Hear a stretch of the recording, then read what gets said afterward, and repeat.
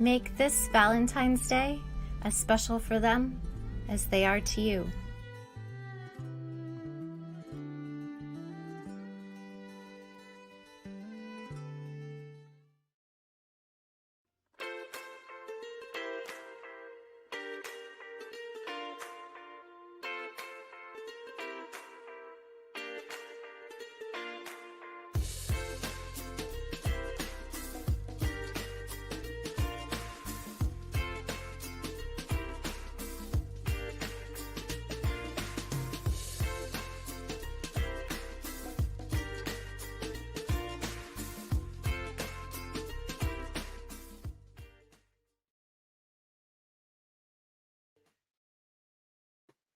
Hi, friends. Thank you for joining us today. This is Sunil Chandy at Food for Thought, at our show, Food for Thought, a ministry out of Christ Episcopal Church. And today we're doing a live show, a Friday, instead of having a recorded show that we usually do on Fridays. And the reason for that is because we have a wonderful guest today. All of our guests are wonderful, of course, but today we're honored to have our Lieutenant Governor of Rhode Island, Dan McKee here, and he is going to talk with us a little bit today about some of the initiatives that he has and how he's handling COVID 2019 and how he and our state officials are meeting the challenges of our particular moment. But until then, he's still yet coming on board. We'll invite him shortly. But until then, let's say hello to people. If you are here and watching for the first time, welcome. If you have been hey, Mary, hello. Thank you for watching again. Natalie, good afternoon. Yes, it is afternoon. It's a overcast afternoon, but it's beautiful nonetheless. And there are probably other people watching in. There is Fahad who is watching in, and Burke is watching in. Welcome. Thank you, and Deacon Ann. In the house, as it were. And so there are so many people who are watching and connecting with us. Again, this is a ministry that's a part of our church, and a ministry that we have just started beginning at the COVID crisis in order to connect with other people, connect with our people in our local Stonington and Westerly communities. But now we found that we are connecting with people all over our country and all over the world, and people from everywhere are watching us. And so we're so very glad that our community is growing in that way. And in particular, this is a challenging time for many of us. And the food for thought I was thinking about today is because it is a challenging time, because there are so many of us, we're facing this global pandemic, right? Of course. And the pandemic, the collateral damage, of course, is not only the economy, but of all the lives that we've lost. Over 200,000 lives in the US itself. And I've been noticing that I've been doing, the one aspect of ministry that I don't actually cherish, and that is the ministry of conducting funerals. But nonetheless, it's an important part of my ministry, and always I find myself on holy ground when I'm ministering to our folks who are going through some of the challenges of life. And so I've been doing a lot of Funerals, and the food for thought today comes out of one of the lessons. Martha, in the Gospel of John, Martha and Mary, a text that we always read for funerals is the text from John chapter 11. And it's the one in which Martha and Mary had just lost her brother, Lazarus. Jesus is on the road teaching and preaching all over the place. And Lazarus is very sick, and then he dies. They sent him a message, but it didn't reach him in time. And then by the time he reaches back, Lazarus has already died.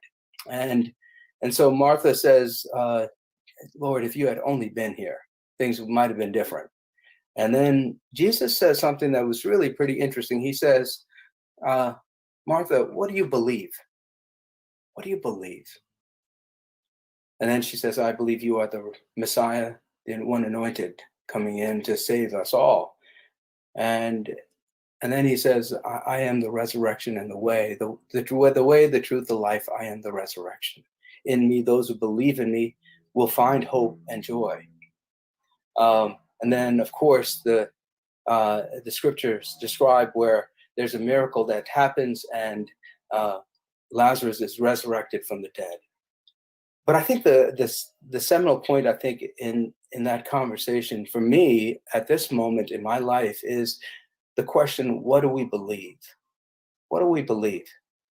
What we believe shapes how we see the world, how we act in the world, shapes our character, and shapes the destiny of our lives. If we believe in something and then hold on to it with integrity and hope, that belief can lead us to wonderful places of great community, of joy and hope. But we also, in the same vein, a negative belief about ourselves or the people around us also can lead us in a particular orientation and a particular direction of life as we act consistently with our beliefs. For Martha and Mary, Jesus asked that pointed question: what is it that you believe? I think this is a question that all of us should ask themselves, or ourselves. What do we believe? Not just about our faith, but about who we are and how we are called to act in the world. Because who we are helps us to define how we act in the world.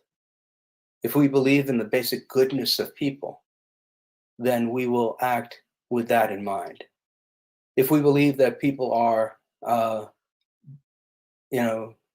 by definition or by human condition, bad, then we act consistent with that belief. If we believe that we are created in the image of God, we act consistent with that. And so my hope is that you will trust and have faith in our common Christian belief, which is, and belief that points to that we are all beloved of God. We're created with a purpose and a hope to bring people together, to make the world a better place, to live in community and in peace. When we have that kind of belief, whether you're a Christian or not, whether if you may be Buddhist or Islamic or Jewish or Hindu or even atheist, at the core is this question of what do you believe and how will you act consistently with your belief about yourself and the world around you. My hope is that you will believe hopefully and joyfully.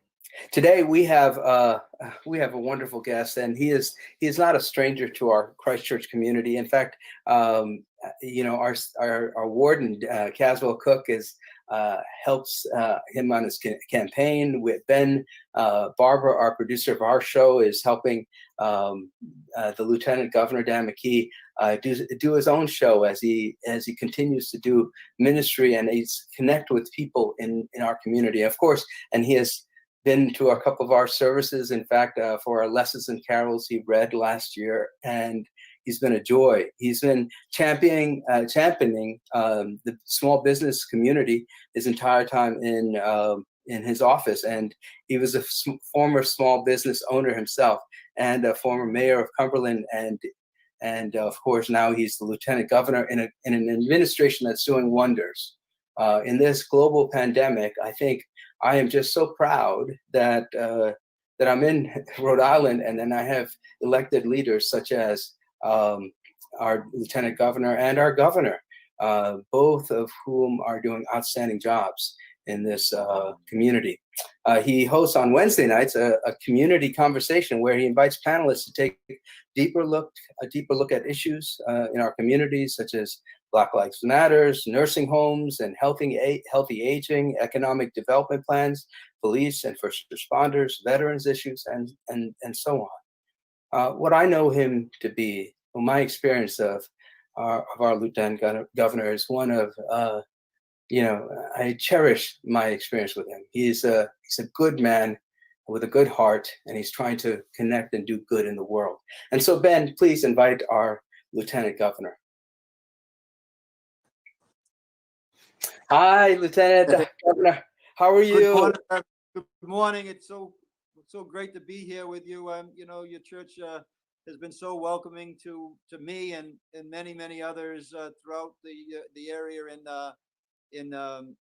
in Westerly and beyond. So when I heard you had this program going and spreading the good word, I could not be here, Father. So thank you so much for the invitation. And yes, I have Caswell's a good friend, and but we have many good friends, including yourself down in Westerly, and we make the effort to get out to all our communities and we laugh and we pray and we cry with everyone, and we've attended, like you said, those services with your Christmas holidays there, in terms of the that really solemn event that is really joyous.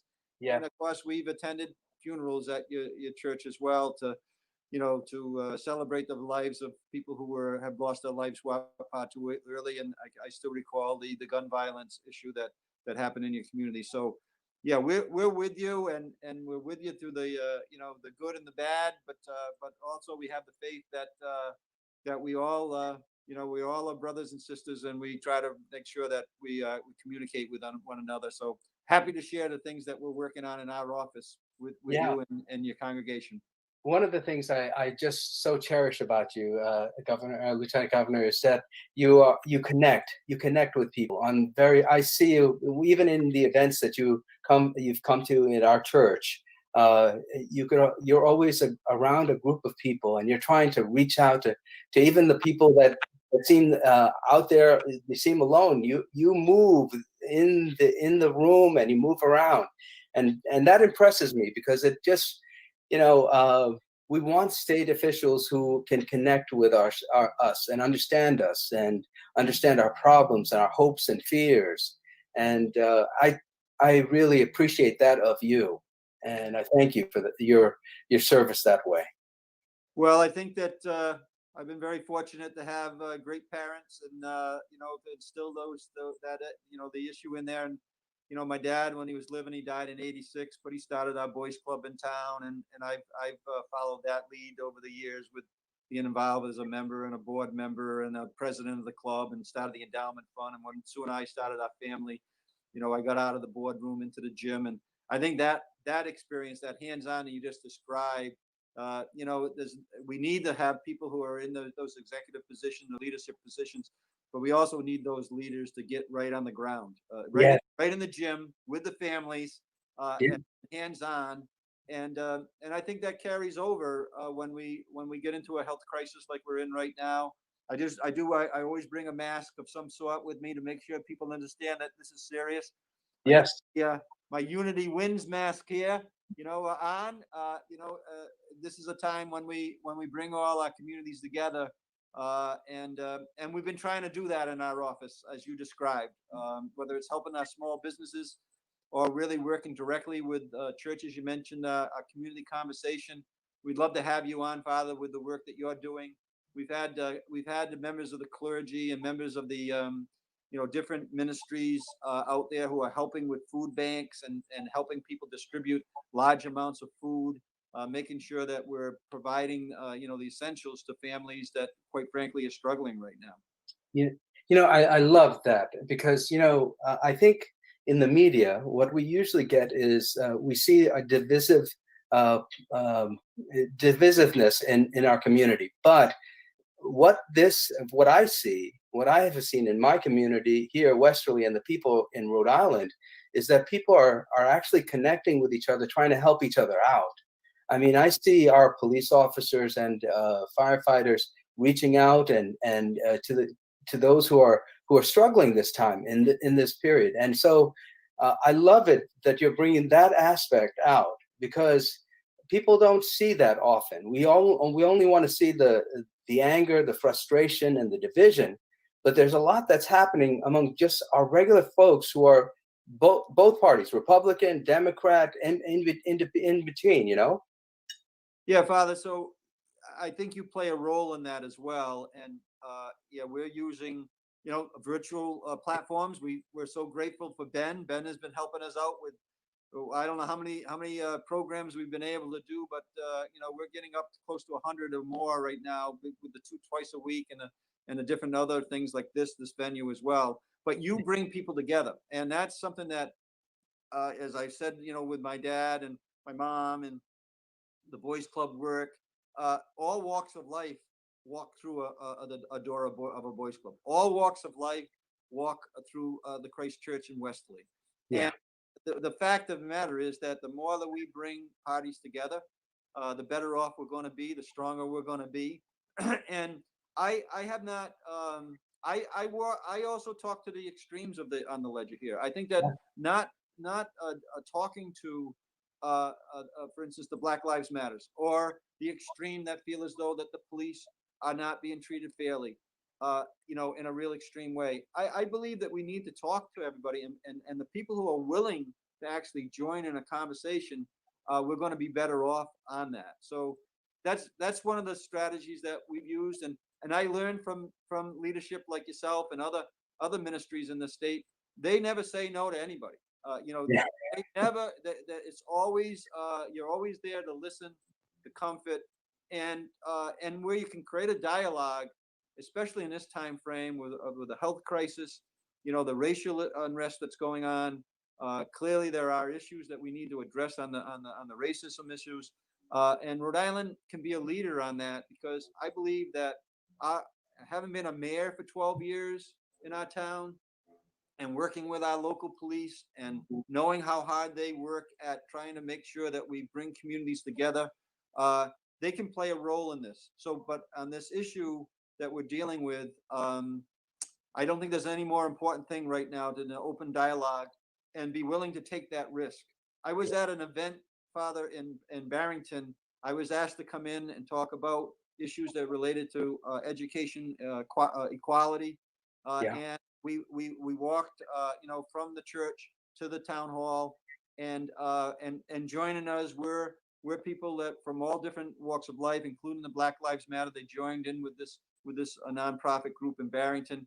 And when I spoke, the extreme right of the issue were criticizing me for being too friendly with the police, and the extreme left were criticizing me for being, I'm sorry, the extreme right was criticizing me for not being close enough to the police and supporting public safety. And the extreme left, in the same conversation, only 3 or 4 minutes, accused me of being a fraud, that I shouldn't be supporting the police. So, but the point I'm making here is that that's okay. We need to flesh that out. You need to kind of bring these people together, and that's what our office is trying to do. And that points to the courage of leadership, I think. I mean, I don't know, you might know better, but I think it's Abraham Lincoln who might have said something to the effect that you can't please all the people all the time, and you're going to, when a leader, when they come out there, you're leading a whole group of diverse communities. What happens is someone's not going to be happy at the end, and how what you believe about who you are, about the community, your purpose, actually define your convictions and help you to stay in that courageous spot of being unpopular with someone.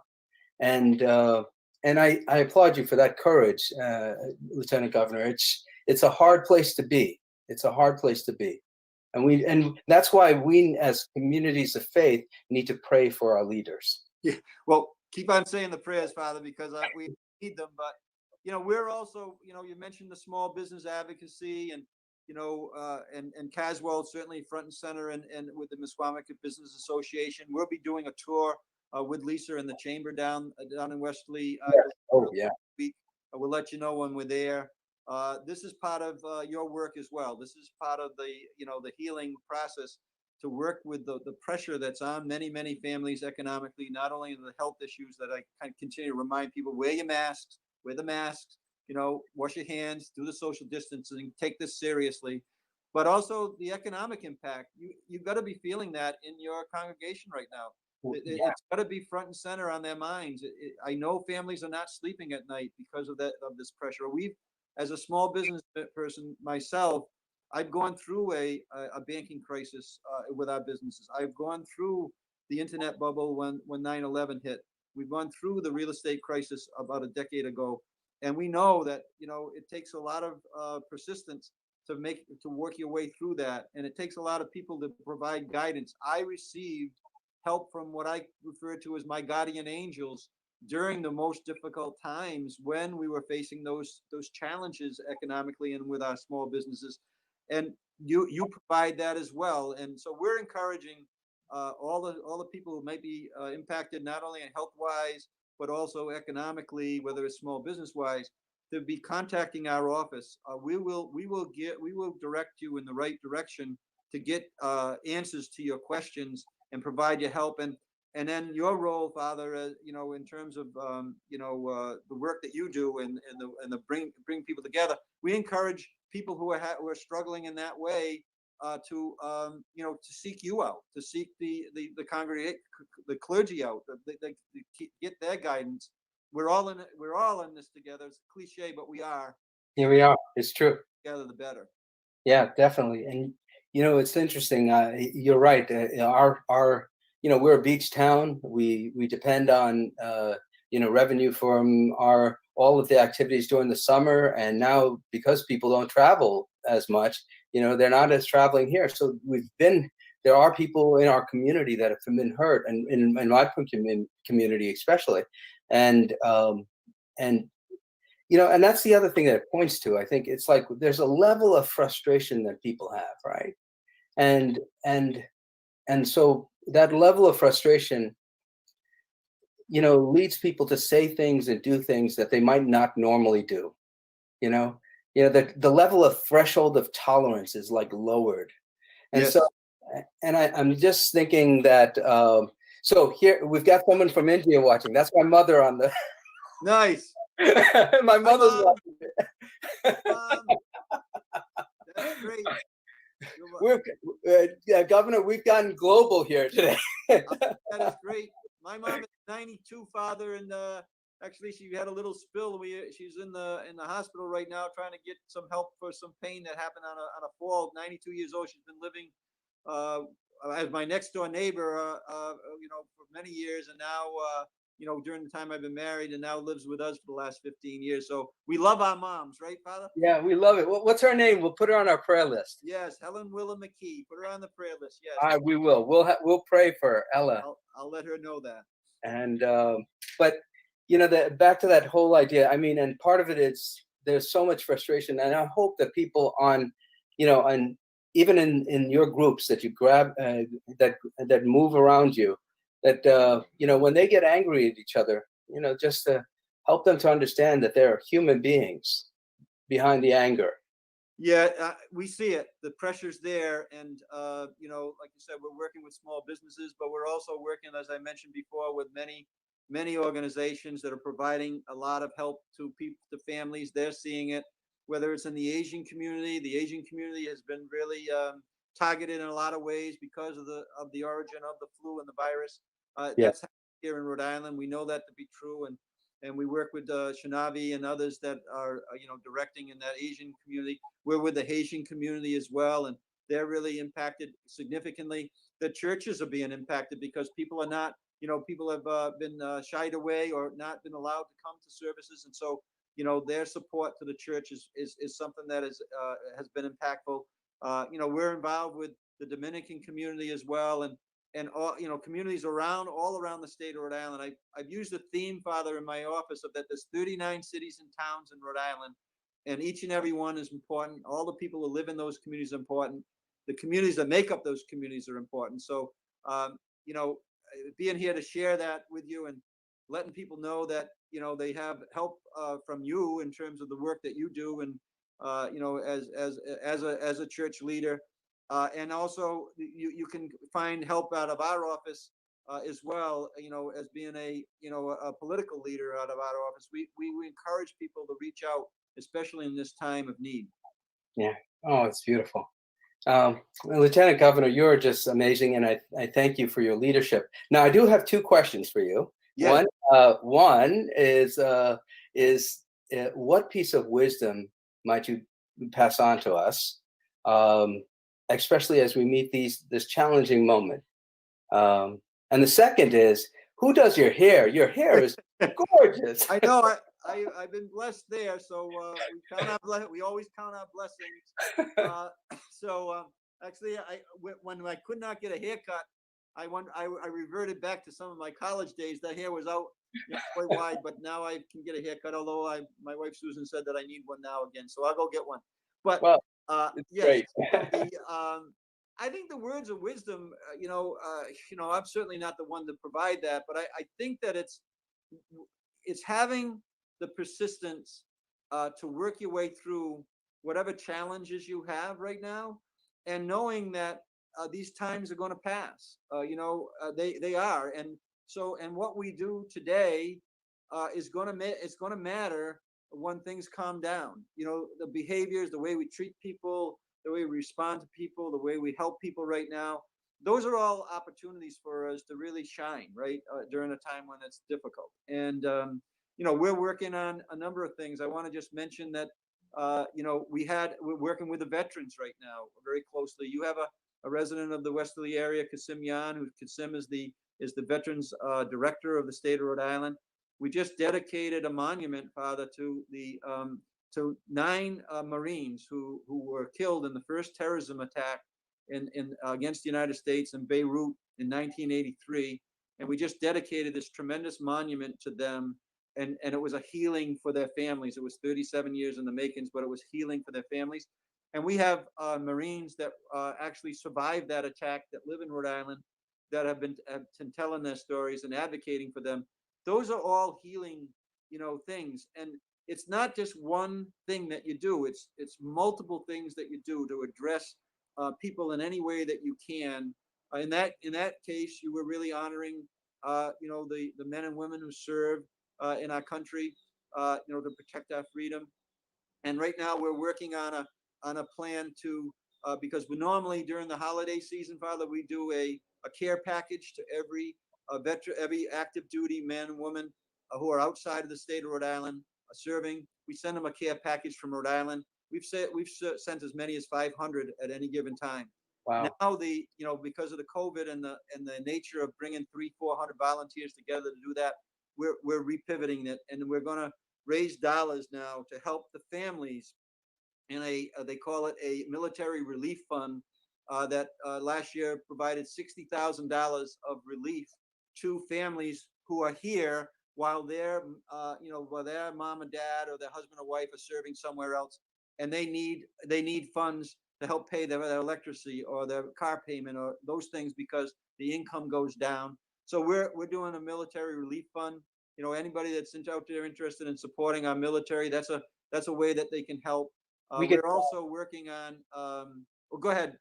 Respond to that. That's an unbelievable program that's there, and they're down low because of the circumstances. So we're gonna raise them a significant amount of dollars so they can help those families that are the families who are not in service.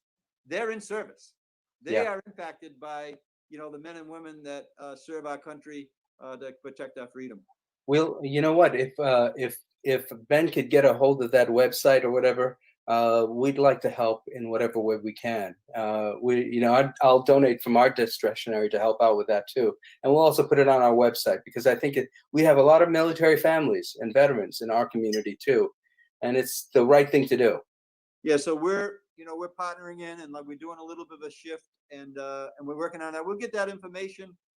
Whether it's moral support or whether it's financial support, it makes a difference. And if you talk to these families that are going to struggle while their loved ones are serving our country to pay a car payment or to pay a mortgage or pay a rent payment, the dollars that are privately and anonymously provided to these families is very well needed, and especially in the backdrop of everything we just talked about with the current conditions that we're living through right now, Father. Yeah. Lieutenant Governor, you're doing amazing work. Is there one more? Is there any more initiatives that you're doing? I think Let me just, let me spend a minute on what we're doing on education right now. Yeah. I've really worked very hard and long years of well over almost 15 years now. It's kind of stems from that Boys and Girls Club work that my dad started years ago to give me the example. But education is so important. And we know that right now, because of the virtual learning, it doesn't really matter whether you're coming from a high income, a low income, a moderate income. It doesn't matter if you're coming from a minority or non-minority household. Your children are being impacted by loss of hundreds and hundreds of hours of learning time right now. Yeah. And our school districts are going to, they got more than they can handle on their plate just to kind of, open up the way they are. But we have this loss of learning time that we need to really make up. And so we're proposing to do something that I did as a mayor. I opened up a municipal education office. It's been operating for 13 years. We've been running a pre-K in our town for 13 years, all the way up to high school help in terms of, helping them with all the different academic areas. And we go 52 weeks out of the year, Father. This is something that we can catch up on the 100. Just think, every student, say 600 to 1,000 hours of lost learning time. I don't care if you're going to a private school, a public school, whether in a lot of ways if you're being homeschooled. This loss of time is going to impact families, and it's going to impact long-term families and the children that are going to school right now with their economic earning power, because the education is so important. So we need to figure out a way to catch up on those hours. So we're going to be proposing this: 39 cities and towns do what I did in Cumberland, create a municipal education office, and have the goal be on a 52-week time frame to provide extra learning hours to all the children that right now that are losing out on a significant amount of their education right now. I think that's going to be a wonderful initiative. I think hopefully it'll get good bipartisan support for it. Well, everybody, no one talks badly about education. Good. And the good thing about this is that I've worked, through in public schools where I've started public schools called mayoral academies. We've already proven out that many of these families that are coming from low income and disadvantaged areas can learn at higher levels than they're learning right now in our district schools.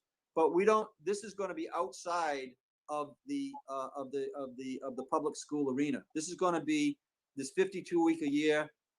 I did a community declaration in my town that education was a priority for everybody that lives in our community, and that it's not just the kids that are going to our public schools. We have kids that are living in our communities that are going to be able to, provide help to your church and other things that go to private schools in our community. So this is an all-encompassing strategy, and we'll see where it goes. But I think that there's a way to make this happen. And that's one of the projects that we're going to be working on right now, very, very dramatically. We've already raised the dollars to do the report that we can show how this can happen and what we can do to get more people of color in front of the classrooms, create a better entry level in terms of certifications and reciprocity. There's many opportunities that we have right now. And boy, if you hit that education piece, you're hitting a lot of your work. You're hitting a lot of the church's work, community work. You're creating a stronger community, and that's one of the goals that we have with entering this project. We'll share that with you as well. No, I think that's a beautiful thing, and again, thank you, Lieutenant Governor, for all that you're doing. And I'm hoping that you come back and talk to us in the future, because we love connecting with you. Well, we'll be in Westerly, I think, in Monday or Tuesday next week. I'll make sure that Ben knows when, and we'll stop by and see you. We're going on a tour of the local businesses and doing that work to make sure people know about the grant programs that are available and the different types of consulting work that's free of charge right now, that's already been funded by the federal dollars. There's many opportunities that we need to make our small businesses aware of.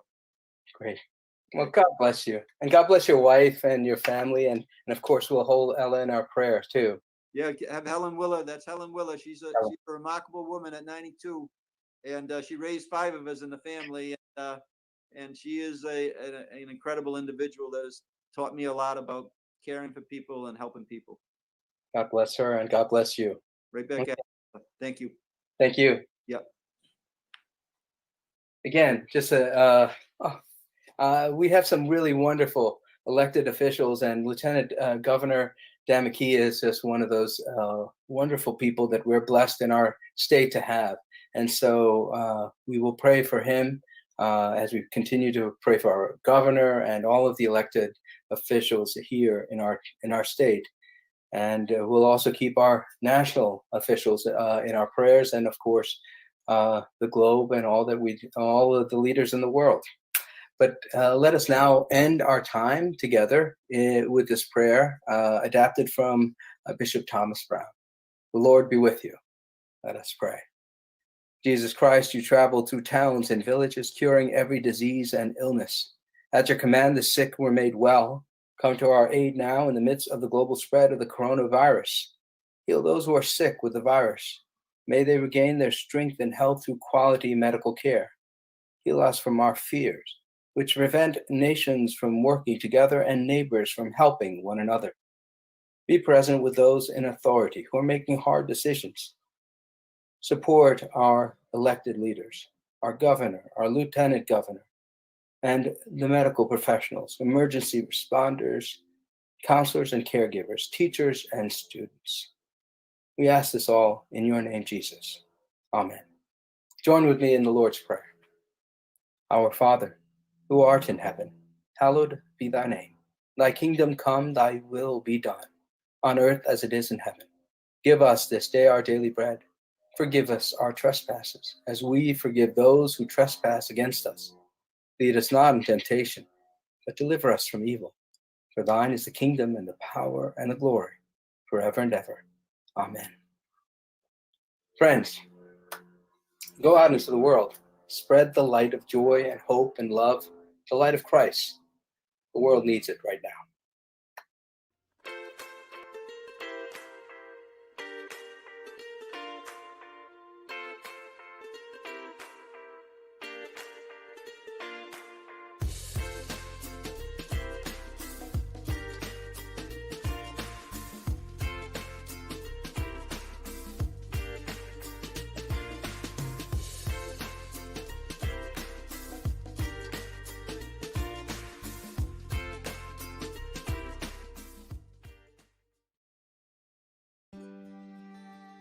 Make this Valentine's Day as special for them as they are to you.